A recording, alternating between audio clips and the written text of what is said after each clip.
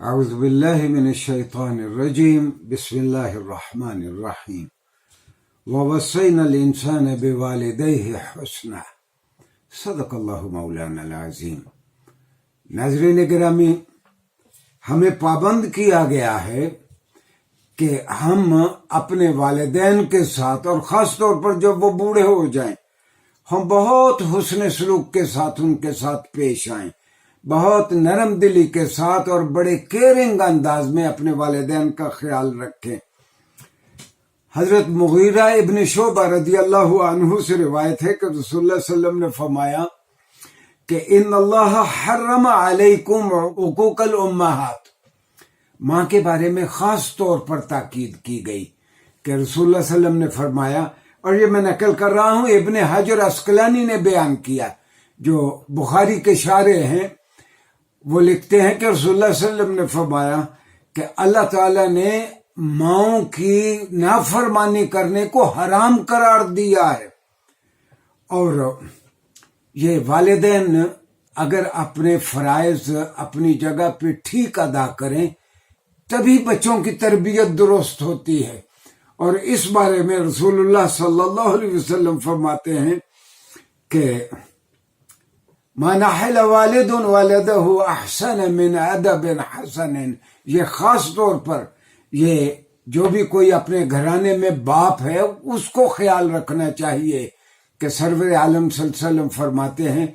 کہ ایک باپ اپنی اولاد کو جو سب سے بہتر تحفہ دے سکتا ہے وہ اس کی بہتر تربیت ہے۔ یقیناً گھر میں ماں بھی تربیت کرتی ہے، باپ بھی اس کی تعلیم کا خیال رکھتا ہے، اور اللہ والدین سے اور خاص طور پر باپ سے پوچھے گا روز حشر کہ اپنے بچے کو انجینئرنگ پڑھائی، ڈاکٹری پڑھائی، فلاں پڑھایا، اپنے بچے کو آداب کیوں نہیں سکھائے، سرور عالم کے طریقے کیوں نہیں سکھائے، ایک اچھے انداز میں زندگی گزارنے کے طور طریقے اور آداب کیوں نہیں سکھائے۔ یہ کل ہم سب سے، سارے والدین سے کل پوچھا جائے گا۔ اور اگر یہ اسلامی قدروں کا خیال رکھتے ہوئے بچے کی تربیت کی جائے اور بچہ ایک نیک بچہ ہو، جب اس کے والدین بوڑھے ہوں وہ تبھی اپنے والدین کا خیال رکھے گا۔ اور ایسے بچوں کے بارے میں رسول اللہ صلی اللہ علیہ وسلم فرماتے ہیں البار لا يموت میتۃ سوء، کہ ایک فرمانبردار بچہ جو ہے، بیٹی ہو یا بیٹا ہو، وہ کبھی ناگہانی موت نہیں مرے گا، یعنی جل کے نہیں مرے گا، حادثے میں نہیں مرے گا، کسی ایپیڈیمک اور وبا سے نہیں مرے گا۔ اور بچوں کے والدین کو یہ بھی بچوں کو بتانا چاہیے کہ اولاد کے بارے میں بہت سخت تاکید کی گئی ہے کہ اولاد اپنے والدین کا خیال رکھے۔ مثلا رسول اللہ صلی اللہ علیہ وسلم، اور اس کا اجر بھی بہت ہے، جو بچے اپنے والدین کا خیال رکھتے ہیں وہ بہت بڑے اجر کے حقدار ہوں گے۔ مثلا سرور عالم صلی اللہ علیہ وسلم نے فرمایا ما من رجل ينظر الى والديه نظر رحمت الا كتب الله له بها حجتا مقبولتا مبرورا۔ یہ حجتاً بھی پڑھا جا سکتا ہے، حجتاً بھی پڑھا جا سکتا ہے۔ مشہور حدیث ترمذی سے یہ میں نقل کر رہا ہوں، رسول اللہ صلی اللہ علیہ وسلم نے فرمایا کہ ایک بچہ اپنے والدین کی جانب محبت کی نظر سے دیکھے، شفقت کی نظر سے دیکھے، مہربانی کے انداز میں دیکھے کہ میرے والدین کو کوئی مسئلہ تو نہیں ہے، میرے والدین کے دل پہ کوئی بات ناگوار تو نہیں گزر رہی تاکہ میں اس کا تدارک کروں۔ باپ والدین کا خیال رکھتے ہوئے جو اپنے والدین کو ایک نظر دیکھتا ہے بچہ، رسول اللہ صلی اللہ علیہ وسلم فرماتے ہیں اللہ اسے مقبول حج کا ثواب دیتا ہے۔ صحابہ نے پوچھا یا رسول اللہ اگر وہ بچہ 100 مرتبہ دیکھے، رسول اللہ صلی اللہ علیہ وسلم نے فرمایا کہ اللہ بڑا کریم ہے، وہ اس کو 100 حجوں کا ثواب دے گا۔ ناظرین گرامی، ایک یہ ترمذی میں بھی ہے، باقی حدیث کی کتابوں میں بھی رسول اللہ صلی اللہ علیہ وسلم نے فرمایا رضا اللہ فی رضا الوالد و سخط اللہ فی سخط الوالد، اگر کسی کا باپ ناراض ہو تو سمجھے اس کا اللہ اس سے ناراض ہے، اگر کسی کا باپ اپنے بیٹے پہ خوش ہو